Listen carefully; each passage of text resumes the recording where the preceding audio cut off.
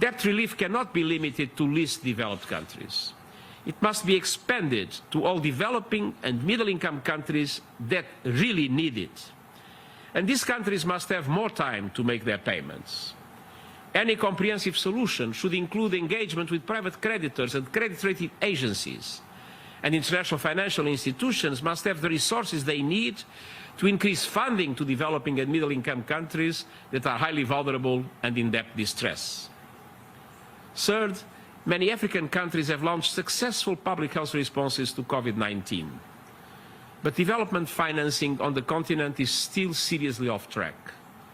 We will not achieve the SDGs if we do not achieve them in Africa. We need to pay specific attention to Africa's development financing needs. And we must meet existing commitments under the Addis Ababa Action Agenda, particularly those on reducing the illicit financial flows that cost developing countries billions of dollars every year, combating tax evasion and corruption, and supporting efforts for domestic resource mobilization. I urge you to consider innovative initiatives with the special purpose of creating new lending facilities for concessional funding that would significantly lower borrowing costs and support financial sustainability. We urgently need solutions for every region that will enable investments in response and recovery and in the 2030 Agenda for Sustainable Development. Excellencies, the COVID-19 pandemic is a catastrophe, but it is also a generational opportunity to shape our future for the better. I have spoken of the need for a new global deal, and the global financial architecture is part of that deal, together with a fair globalization and respect for the rights and dignity of all, for our planet and for future generations. Today must be a step towards integrating the principles of sustainable development and social and economic inclusion into financial decision-making. The COVID-19 pandemic has already brought new ideas to the forefront and shown that ambitious action and transformative change are possible. It is forcing us to answer difficult questions, confront uncomfortable facts, and to change course. We must seize this momentum, and I thank you.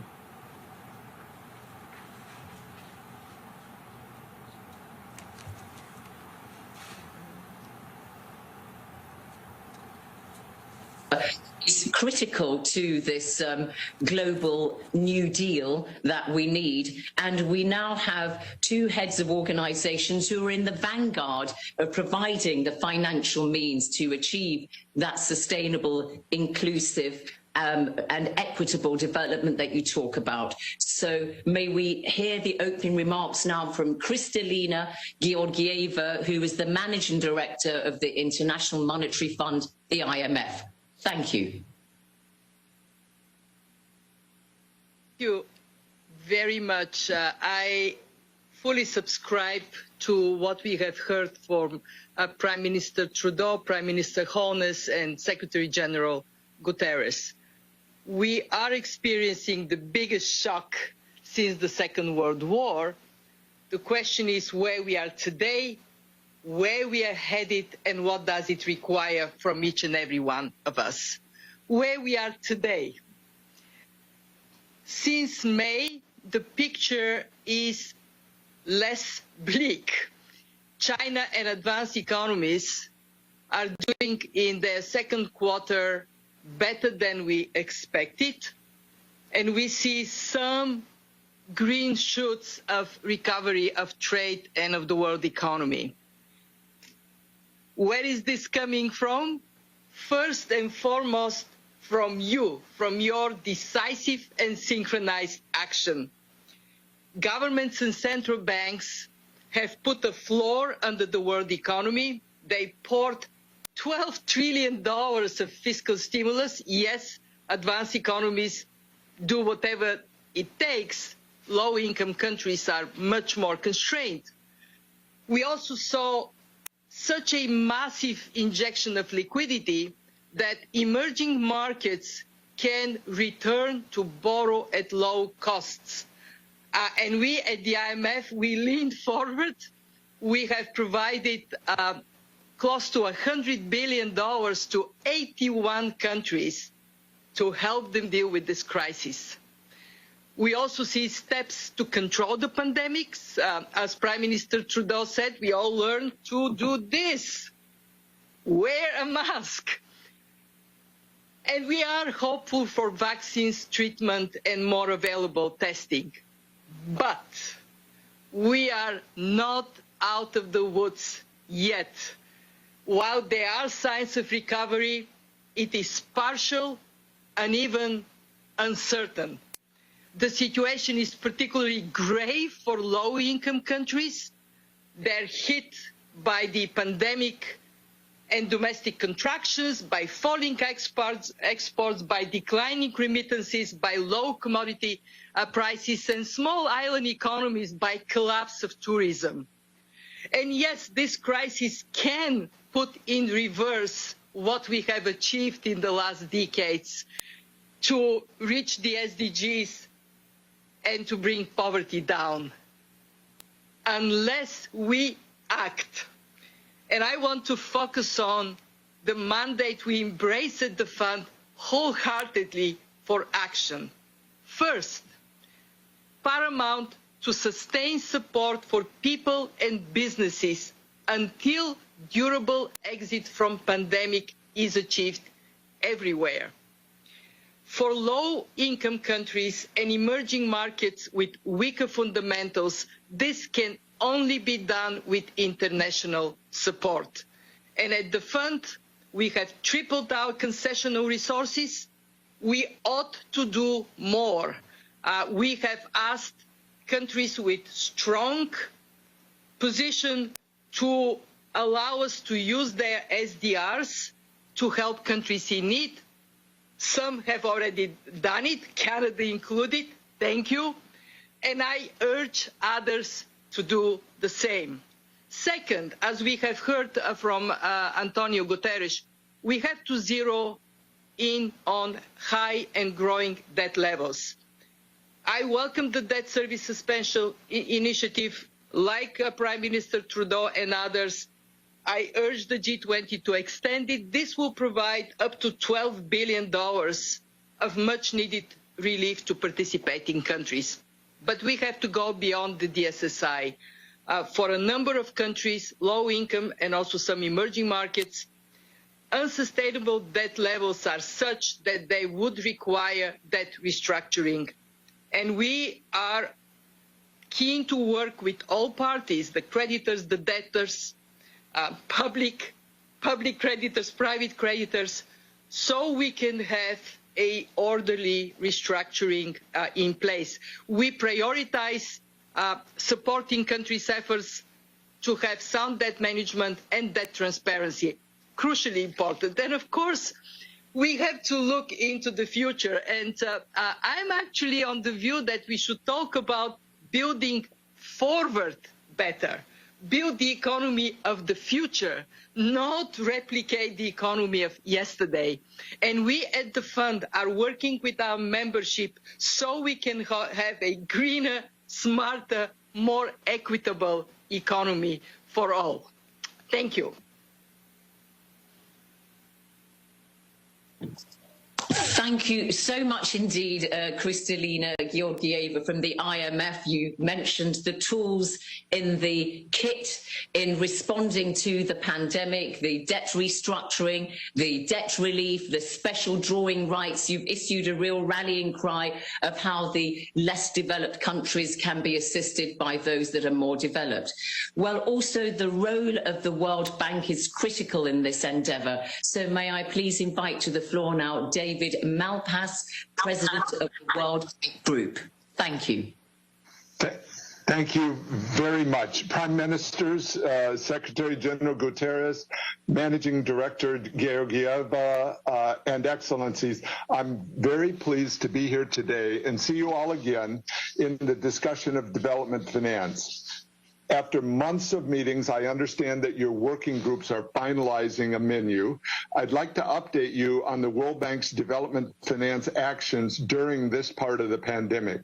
The pandemic is hitting developing countries especially hard. Our data shows that over 100 million people could fall into extreme poverty this year, with an additional increase in 2021, potentially bringing the number of new people living in extreme poverty to 150 million. The negative impact on health and education may last decades.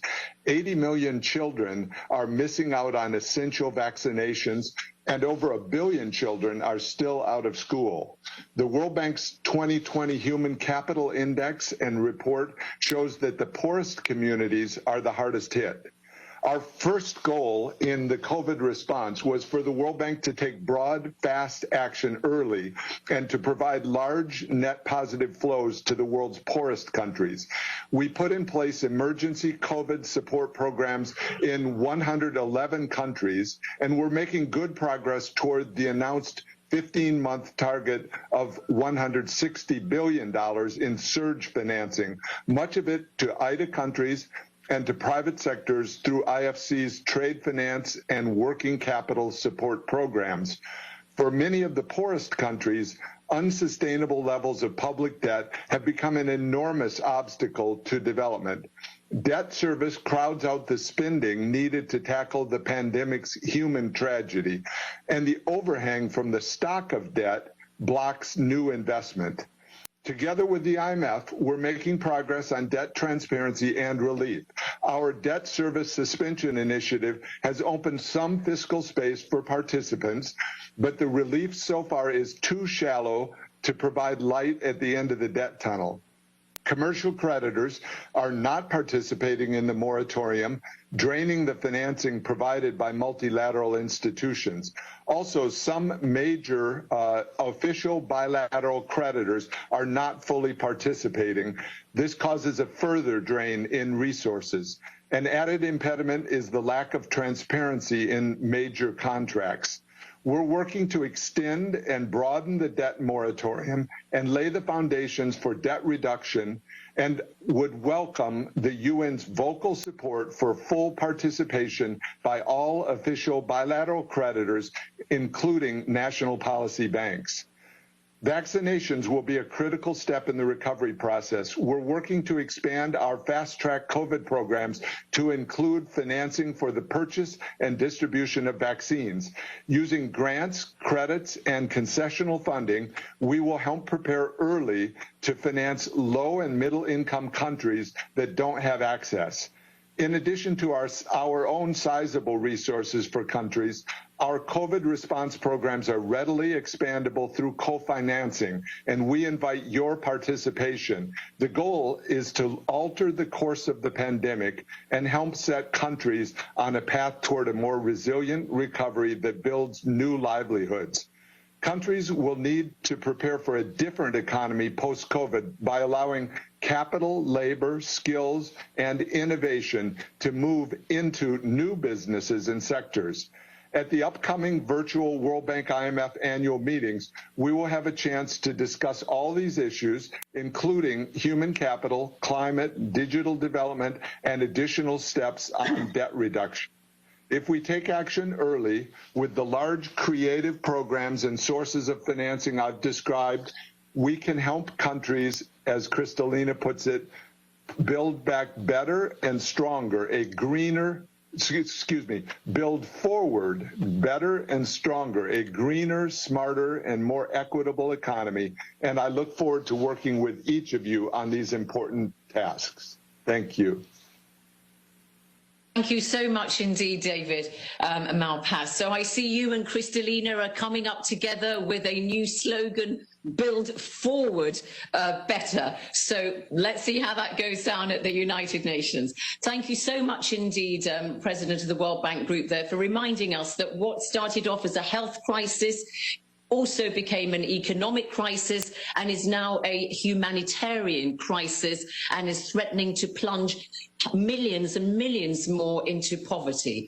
And so looking at this human cost of the pandemic. Somebody else who is sounding the alarm bells is Mark Lowcock, who of course is the Under-Secretary General for Humanitarian Affairs and Emergency Relief Coordinator at the UN. Mark Lowcock, please give us your thoughts on this very important matter. Thank you.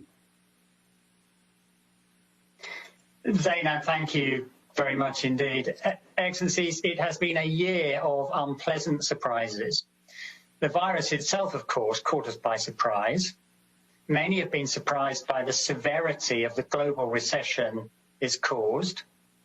But we've not been surprised that the recession has hit hardest in the 50 or so countries where 100 million people already only survive because of the help they get from humanitarian agencies like the ones I coordinate. Some, though, have been surprised by the speed with which the damage has been done. As David Malpass just said, for the first time since the 1990s, extreme poverty is going to increase. Life expectancy will fall. The annual death toll from HIV, tuberculosis, and malaria is set to double. The number of people facing starvation may also double. The carnage is concentrated in the most vulnerable countries. As Bill and Melinda Gates' new Goalkeepers report put it, the last 25 weeks threatens to unravel 25 years of development progress. It's worth remembering what many poor countries were like 25 years ago. I was working in a country then where a quarter of children never saw their 5th birthday. Most never went to school, and one woman in 18 died in childbirth. Do we really want all that back? No. All the more surprising then, that while the better off countries have, as Kristalina said, rightly thrown out the rule book to pump liquidity and fiscal support into their own economies to protect their own citizens, they have done so little to protect the poorest countries who don't have the capacity, resources, or access to markets to do the same thing. That's surprising first, since everybody knows what ought to be done. Many of the necessary actions, especially in mobilizing the international financial institutions to help the most vulnerable countries, were taken as recently as the 2008-9 financial crisis. It's surprising second, because much of what needs to happen would cost better off countries very little in fiscal terms, especially in the short term. And it's surprising third, because better off countries failing to take action now is not merely a failure of generosity or empathy. It is an act of self-harm. Like the virus, the problems that will be spawned by the huge economic contraction we are seeing will come back to bite everyone all around the world. All the poverty, hunger, sickness, and suffering will fuel grievances and despair. And in their wake will come conflict, instability, migration, and refugee flows, all giving succor to extremist groups and terrorists. The consequences will reach far and last long. And no one will be able to say they were surprised by that. So let's surprise ourselves in a positive direction. Let's take the obvious, cheap, self-interested and generous measures to mitigate all this now. Protect aid budgets. Extend and expand debt relief beyond the DSSI, as Kristalina has said. Issue SDRs and devote them to the poorest countries. And use the balance sheets of the shared financial institutions more energetically to protect the most vulnerable. Thank you very much. Thank you very much indeed there, Mark from OCHA, for reminding us that we all rise and fall together. And some alarming statistics given there by Mark Lowcock. And of course, on the day that it's been announced that 1 million people worldwide have died from coronavirus, it's worth taking stock of the figures. But behind the figures are real human beings. And now to talk about the human cost again of the suffering, we have Natalia Kanem, who's Executive Director of the United Nations Population Funds. So Natalia, please give us your opening remarks and just reminding us that this is real suffering behind the statistics. Thank you, Excellencies, distinguished guests. We've heard that as a result of the pandemic, poverty is set to rise for the first time in a quarter century with dramatic humanitarian consequences. Without a comprehensive global response, these negative impacts will spill into the lives of people everywhere. Smarter, deeper investments are needed like never before. The COVID pandemic reveals a stark truth. Human fates are intertwined, yet our common fabric remains alarmingly fragile. The consequences for young people who form the demographic majority in developing countries and are the engine of our future, especially girls, are dire. Imagine a girl. She's 12 years old. She loves school and dreams of graduation, a decent job, eventually marriage and a family. Now, her dreams are evaporating. Her parents are jobless due to the pandemic, and many nights she goes to bed hungry. No school, certainly no computer for virtual learning. Isolated by lockdowns, she lives in fear of coercion and violence.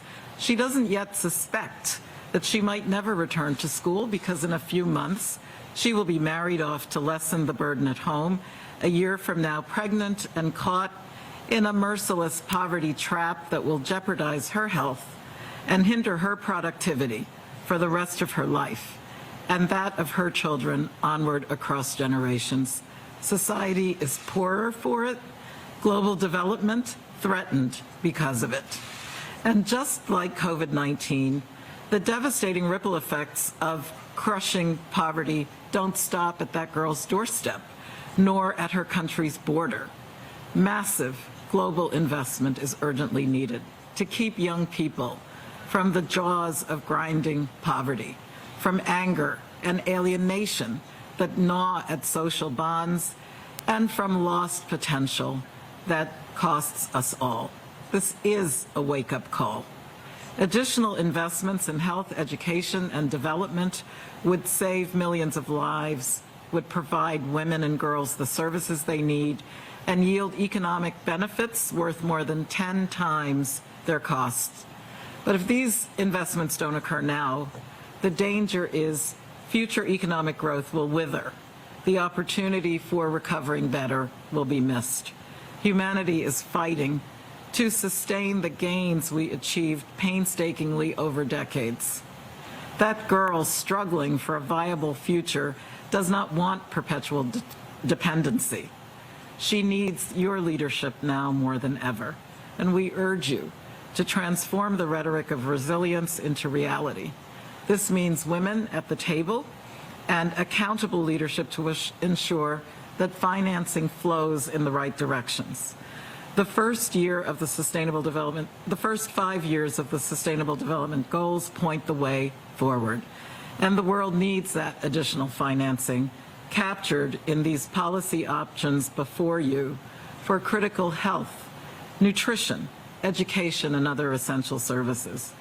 COVID-19 will drastically shift the goalposts unless we answer the urgent demands with a smart and bold response. Let us act swiftly and in solidarity so that a 12-year-old girl may continue to dream, to hope, and to thrive. Thank you. Thank you so much indeed, Director Natalia Kanem of UNFPA, for conjuring up that very powerful image for us of the 12-year-old girl, something that is really very, very striking in this coronavirus pandemic, and how, of course, it is often women and girls who suffer mostly in such tragedies. It's now my pleasure to invite Her Excellency Amina Mohammed, the Deputy Secretary General of the United Nations, who's going to introduce the upcoming high-level segment where we're going to have lots and lots of people from all over the world speak. But now, Amina Mohammed, Your Excellency, if you could deliver your opening remarks, please. We are all ears. Thank you. Thank you. Thank you. Thank you very much, Zainab. Excellencies, distinguished experts, our dear colleagues and guests, over the past 4 months since the last high-level event on financing in the late May, leaders had called for concrete financing solutions to the worst health and development emergency in the century. And these have enabled robust debate amongst member states, our representatives of the UN system, regional organization, our institutional partners, and global thought leaders. And they have produced ambitious options. These options have further been debated in a meeting of over 50 experts in August, and then in September earlier this month with finance ministers.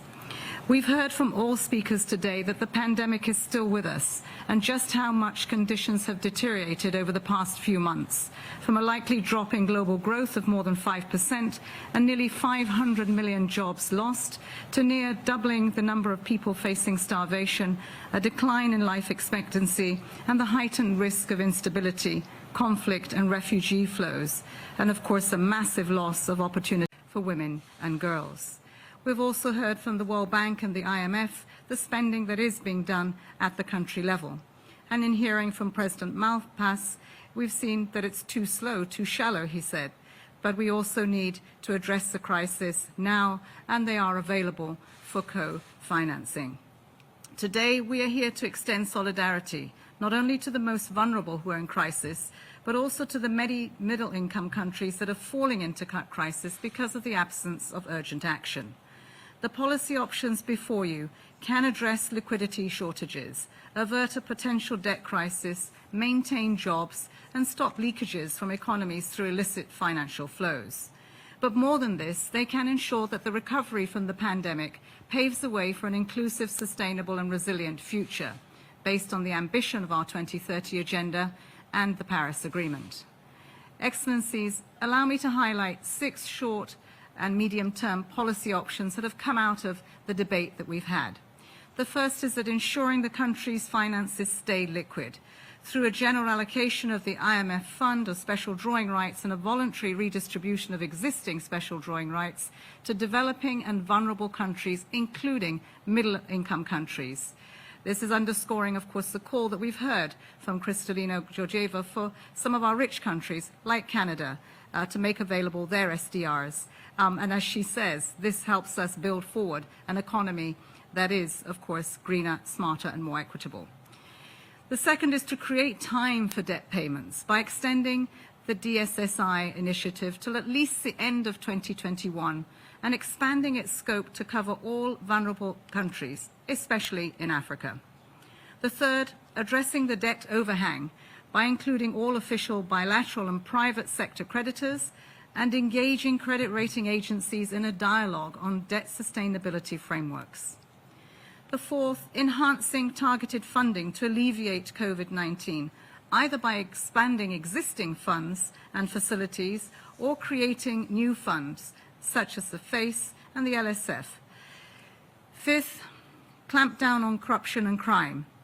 The discussion groups proposed immediate action to end illicit financial flows by tackling enablers and vested interests that benefit from them, including preventing profit shifting by multinationals and bolstering the availability, transparency, and exchange of data on beneficial ownership. Recent revelations in the banking system show how important transparency and accountability in a timely manner are to stopping leakages from the economy. The sixth, making sure budgets promote investments in the SDGs and climate action. We need to align national and local budgets to build a bridge from short-term emergency responses to longer-term aim of a stronger, greener, just and resilient recovery. Excellencies, as the Secretary General has said, recovery will not be complete until Africa has recovered, and the SDGs will not be achieved until they are achieved in Africa. current commitments made to African governments have yet to be fulfilled. Africa needs financial support urgently at a scale to implement African solutions to the African challenges in line with the Agenda 2063 of the African Union. Implementing the options that I have outlined, together with the commitments of the Addis Ababa Action Agenda, will lay solid groundwork for a better future. Following today's meeting, we will continue to promote these solutions and feed this momentum and your political leadership into the IMF World Bank annual meetings, the G20 process, the Paris Finance in Common Summit, and the Paris +5 stock-taking at the end of the year. Excellencies, today we have in this virtual room yet another opportunity. With political leadership at the highest levels, we can take this initiative forward and translate ambition into action. Together, we must prevent the development crisis that we are facing, lest it deepen the humanitarian emergency that we are also looking at, and use the opportunity of a global response to recover better and achieve the 2030 agenda. Thank you for your leadership and for this really important engagement today.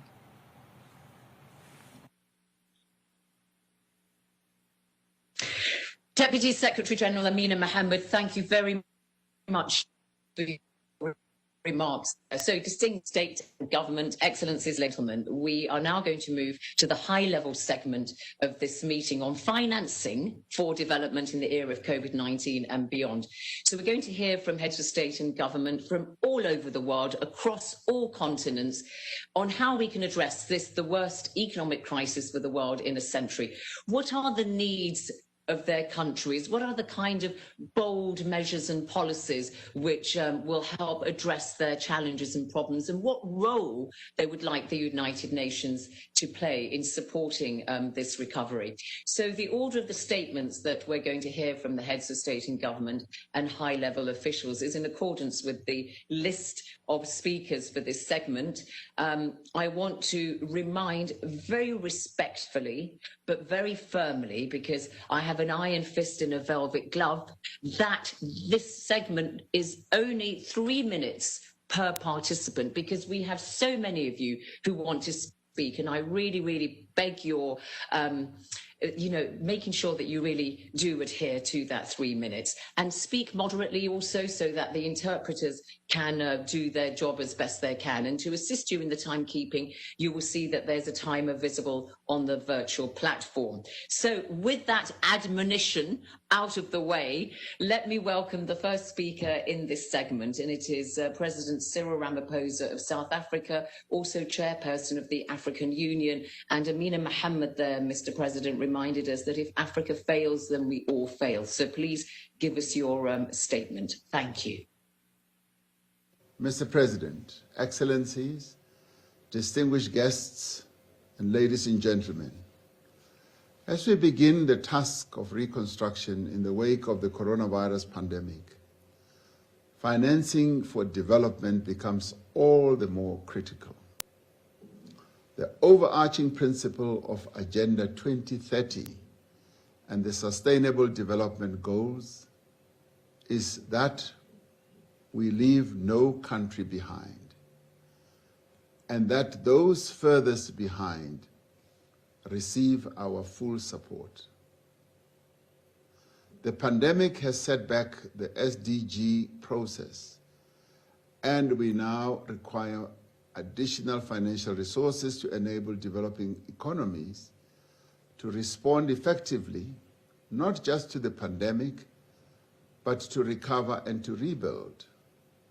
The challenges facing developing economies have been compounded by weak public health systems, by limited social safety nets, high levels of inequality, high debt burdens, reduced tax revenues, capital outflows, and lack of adequate and sufficient access to financial markets.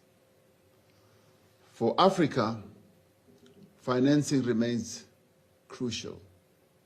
As agreed by African finance ministers, Africa needs immediate emergency financing to the tune of 100 billion US dollars, which would provide fiscal space and liquidity to governments. Our view is that the debt service suspension initiative in its current form does not go far enough.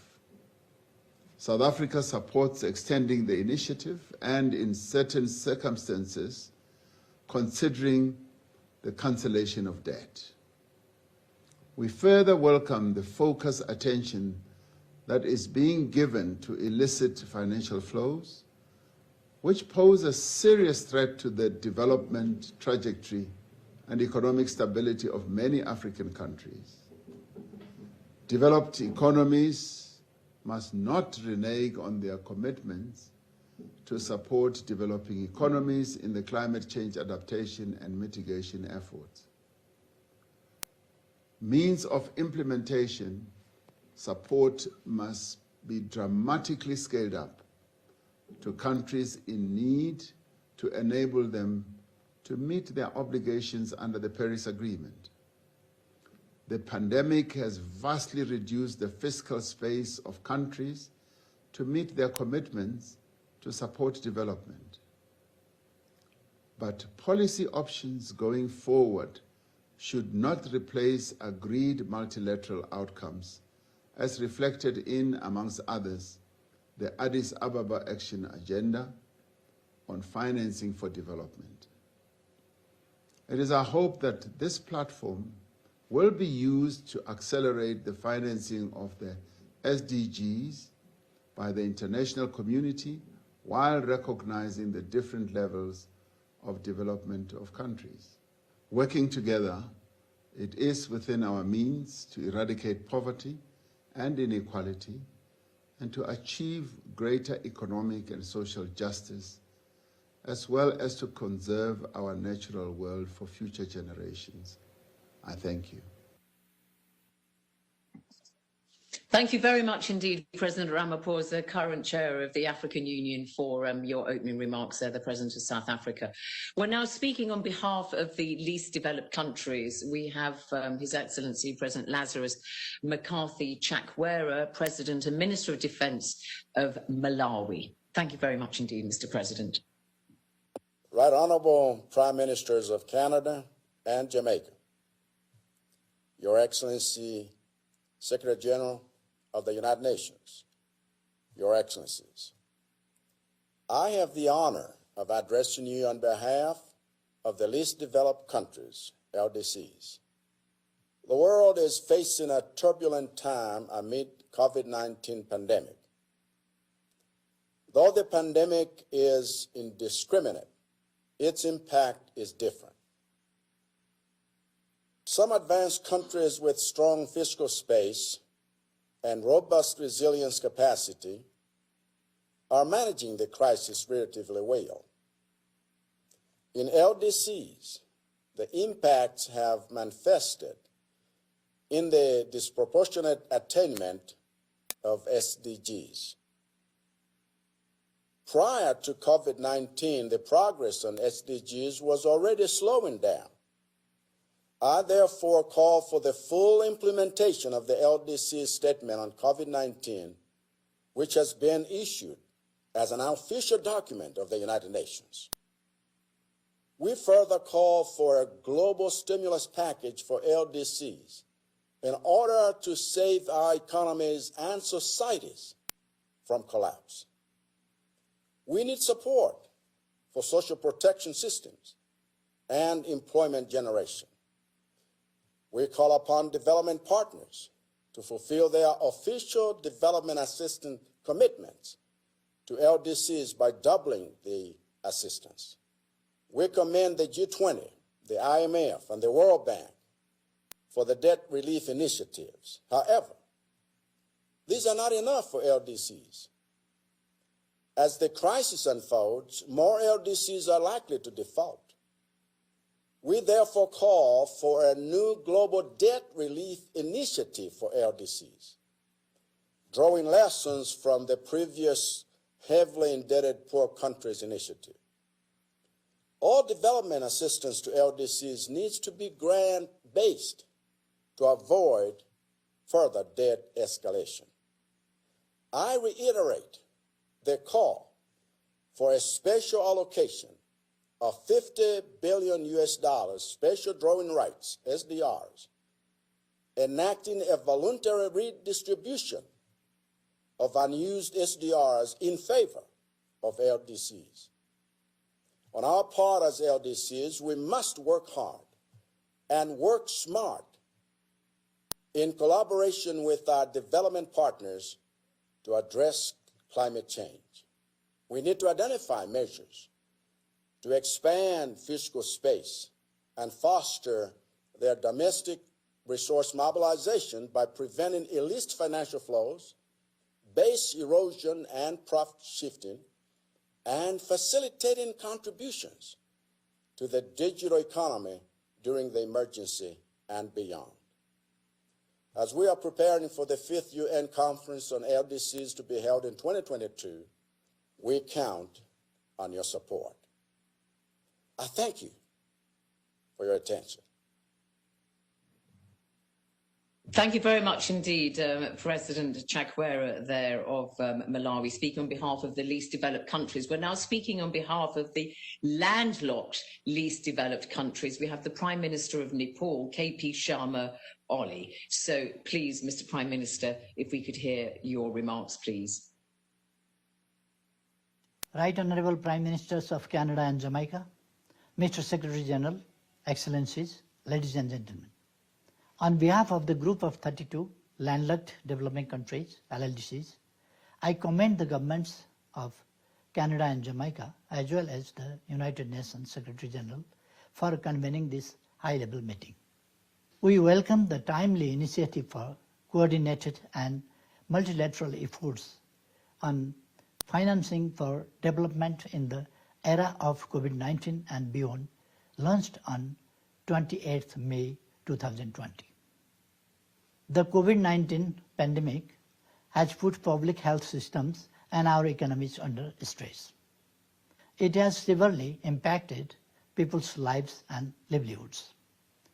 While the developed countries have undertaken the unprecedented fiscal and monetary policy measures to save their economies from the crisis, the policy response in many developing countries, especially in the most vulnerable like LDCs, LLDCs and SIDS, has been weaker because of decline in trade and tourism earnings, reduced FDI and servicing of external debts amid plunging foreign exchange inflows. On behalf of the LLDC group, I wish to extend our support to the options outlined in the documents before us and, in particular, call for the concerted actions in the following areas. First, we urgently need the suggested global coordination and cooperation mechanism for a joint trade and investment promotion for crisis relief. Such mechanism should give priority to the special needs of the LLDCs that require capacity development to harness trade, achieve structural economic transformation, and to realize the SDGs. Second, financial support to LLDCs is critical to boost up the urgently needed resilient infrastructure and trade facilitation mechanisms for a smooth flow of goods which are key to their recovery. Third, LLDCs need to be supported in their efforts to achieve digital transformation. Fourth, we call on the international community to support development of strong and resilient health systems underpinned by universal health coverage that focus on equitable access, quality and financial protection, and easy and affordable access to vaccines once they are released. Fifth, concrete support measures should be put in place to address debt vulnerabilities, including through debt cancellation for highly indebted countries, debt relief by international creditors exchange or reprofile debt to reduce debt service, writing of debt, debt swaps for highly indebted countries, debt buybacks, and support market access. Sixth, we call on our development partners to maintain current official development assistance levels, given its crucial importance to support our countries to recover sustainably. Among the LLDCs, the financial gap to implement the SDGs appears more acute in the LDCs. They need predictable external support measures in the form of aid, investment, technology innovation, development and transfer. Seventh, we call on international financial institutions to prioritize the special needs of the LLDCs in their recovery efforts. Eighth, we request the UN system and other international and regional organizations to give priority support to the LLDC's recovery efforts, including the effective execution of roadmap for accelerated implementation of the Vienna Program of Action. Finally, we call on the private sector to actively engage in the recovery efforts, particularly in sustainable development projects, including through the PPPs. To conclude, let me reiterate the unfailing support of the LLDCs in implementing the Global Development Agenda. I thank you. Thank you very much indeed to the Prime Minister of Nepal, speaking there with a very clear list of demands for the LLDCs as to what they want the international community to do. We're now speaking on behalf of the Alliance of Small Island States. We have Gaston Alfonso Brown, the Prime Minister and Minister for Finance and Corporate Governance of Antigua and Barbuda. Thank you very much indeed, Mr. Prime Minister. Thank you. Excellencies, good morning. On behalf of the Alliance of Small Island States, I wish to thank Jamaica and Canada for this initiative, which appropriately nests the response to COVID-19 within the Global Sustainable Development Agenda. While AOSIS acknowledges that this is not a negotiating platform, it nonetheless is a global forum to explore the best possible options and to test new ideas that can, in the end, inspire global responses befitting of the local challenges that are upon us and certainly ahead of us. COVID-19 is but a preview of impacts that will occur if we continue with business as usual. The economic damages of COVID-19, estimated at $7.3 trillion globally, are projected to be the price we will have to pay on an annual basis in a warming world. And that is being conservative. The cost, of course, will never be evenly spread, and the burden will disproportionately fall on those least empowered to respond. Regrettably, the past 25 years of global policies have only entrenched these gross inequities systemically. It is no surprise, then, that small island developing states, SIDS, yet again are the most severely affected by the COVID-19 crisis, with our economic growth expected to contract at 3 times the global average. COVID-19 has brought us to a threshold point. While the menu of options offer more than enough to pick and to choose to suit individual interests, doing so will not effectively address the systemic inequities that have long held our countries back from sustainable development and even now are preventing us from accessing the support we need to recover. We therefore advocate for a holistic approach that addresses SIDS issues with SIDS solutions, and we propose to do so in the form of a SIDS compact.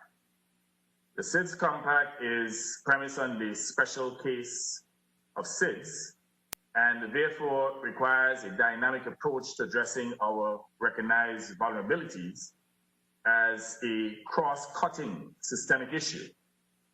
It will require, finally, agreeing to a multi-dimensional vulnerability index to replace the antiquated income-only measures. Now, the compact would aid in designing innovative response mechanisms and enhance existing financial instruments to guide SIDS economies through this period of crisis. Our compact would also create a responsive mechanism and certainly a responsive system where gains can be maintained, resilience to climate change can be reinforced, and development achieved.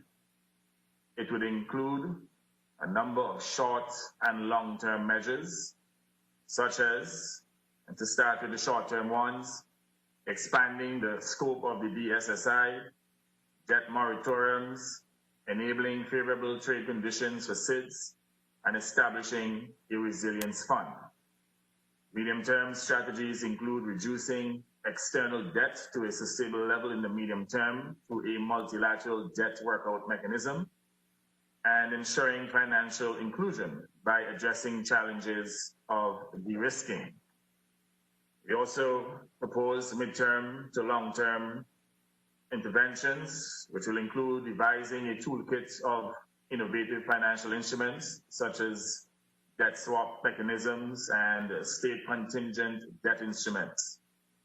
The initiatives will also include aligning recovery packages with the Paris Agreement and translating national plans into specific policies and investment plans integrated into national budget and planning processes in line with the SDGs and the Paris Agreement.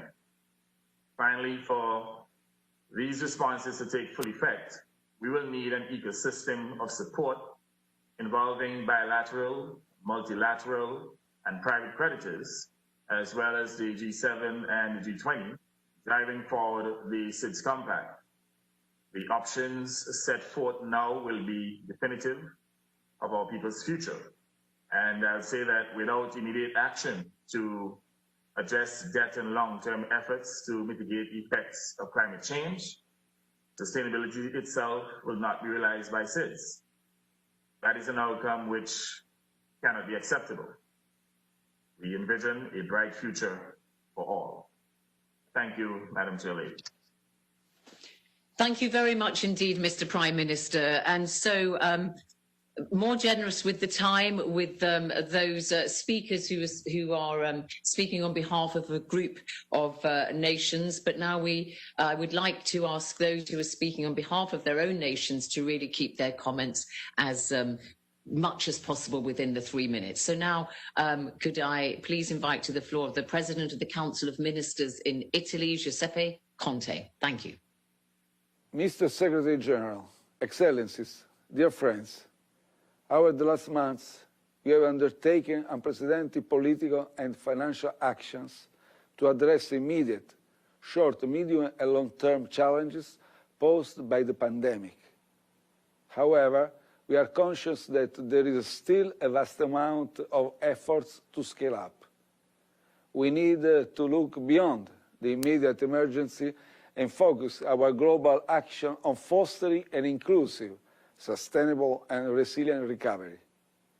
The pandemic should not induce us to downgrade our ambitions and targets for sustainable development.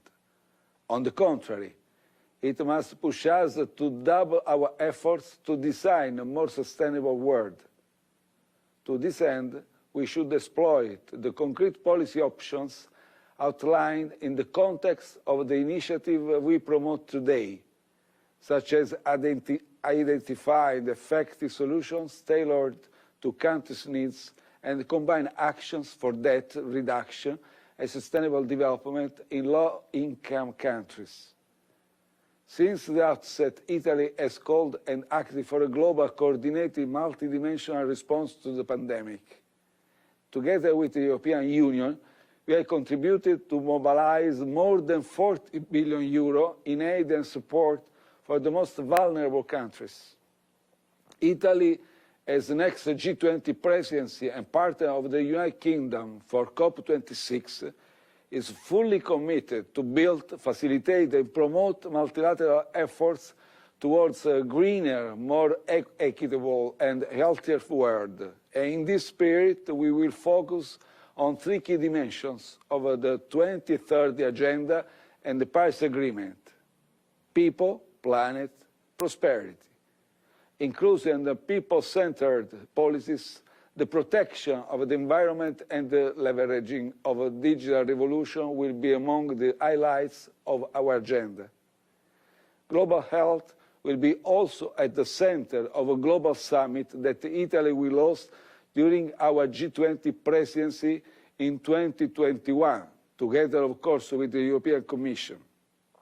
We will be not able to defeat this pandemic until vaccines, therapeutics and diagnostics will be global public goods and accessible to all.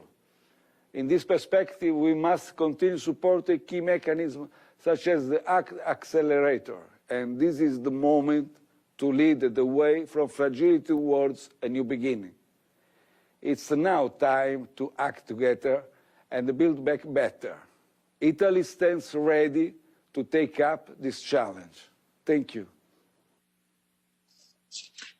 Thank you very much indeed to Giuseppe Conte there of Italy, and of course Italy, one of the countries that was worst affected by the pandemic in the early stages of COVID-19. So next, please, Carlos Alvarado Quesada, President of Costa Rica.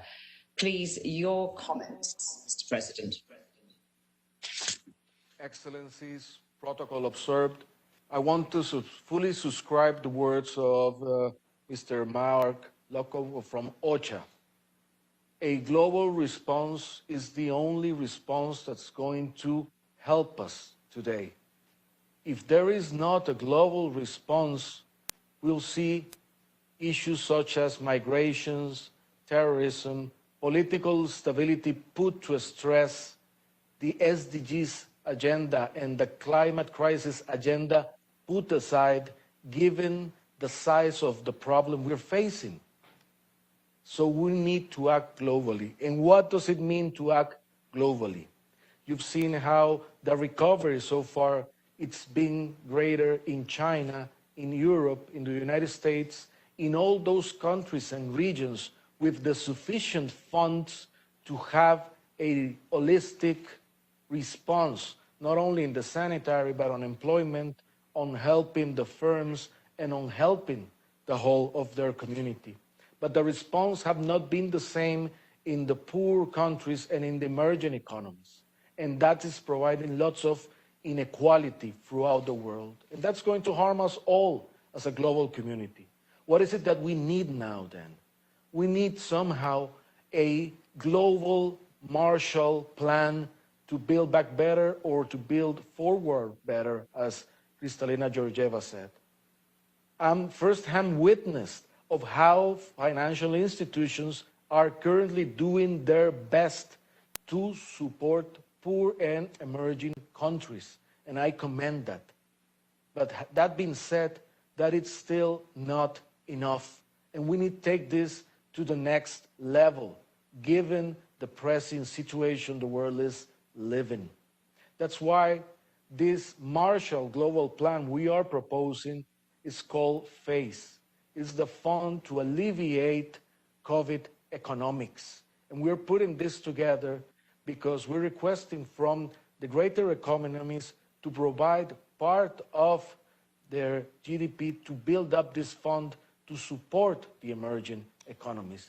And we do believe this is the only way to move forward. I want to thank Amina Mohamed for her leadership in the teams we've been working, and we'll keep working together with those teams to come up with solutions. Also, I want to thank and commend the leadership of the Secretary General and Prime Minister Trudeau and Prime Minister Holmes, and always count on Costa Rica to help in this situation. Same here, we need to persuade the G7, the G20 to be on board with these kinds of proposals, because this is going to be the only way, and I said this again, the only way that the world is going to build back forward or anywhere, but build better. So thank you very much. Thank you very much indeed, Mr. President. There, Costa Rica giving a very, very strong call there for your new global Marshall Plan that you have called FACE. Thank you. Now may I invite to the floor Mustafa Kemal Madbouli Mohammed, Prime Minister of Egypt.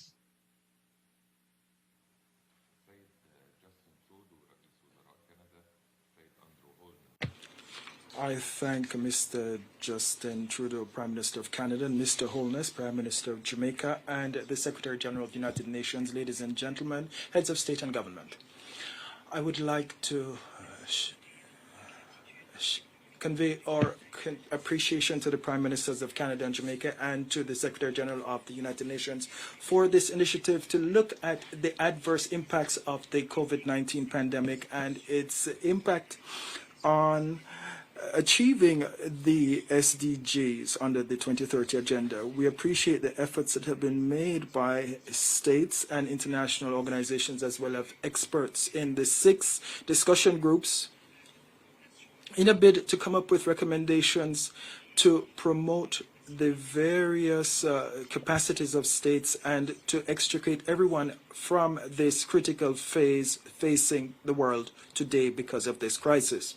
I am sure you all know that COVID has revealed the fault lines in states, international and regional organizations, and pointed up the imbalances between, on the one hand, preserving life and also making sure that we preserve economic and social activity on the other hand.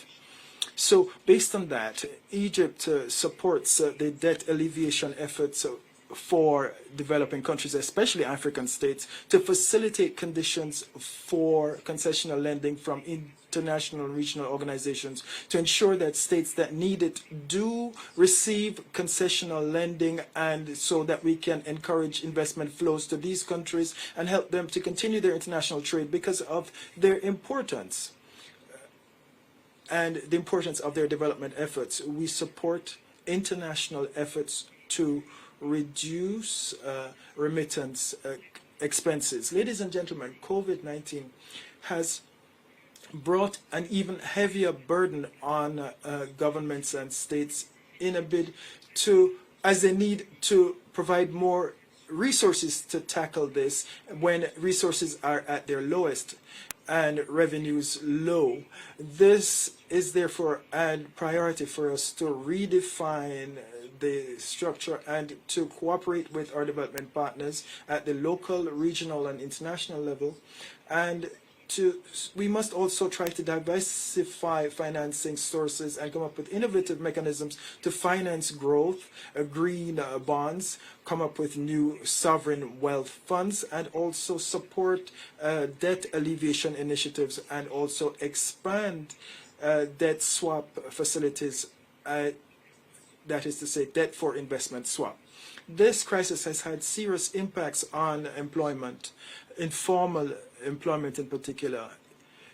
We promote joint experiments with other countries to come up with innovative solutions to develop the official labor market so that it can attract and draw in the informal laborers and to legitimize them. And this will require upgrading and upskilling so that they can access the official employment market, and this will help boost the economies and help them to focus more on SMEs to make sure that they are integrated into local, national, and international chains and also join the export sector. Finally, the recommendations set out in the report that was submitted to us today are only the beginning of a long road ahead of us. It requires solidarity of us and also the commitment of states and international and regional organizations. We must have a clear definition of our priorities and provide appropriate support for the countries most in need, LDCs. We have a huge responsibility to bear, and we must pool our efforts to make sure that we can all succeed in this test that is before us all. Thank you. Thank you very much indeed, Mr. Prime Minister there, the Prime Minister of Egypt, with his comments. So now we go to Pedro Sanchez, who is President of the Government of Spain. Thank you very much indeed, Mr. Sanchez. Señor Secretario General. Mr. Secretary General, Prime Ministers Holness and Trudeau, heads of state and government. On May 28, we pledged to ensure that the most vulnerable could cope with the terrible immediate effects of this pandemic.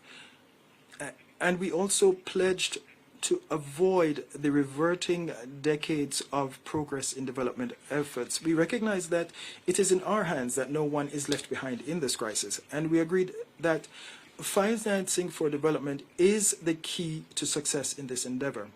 Since then, we have worked together, and today we begin to reap some of the fruits, a series of options and public policy proposals that we can and must undertake.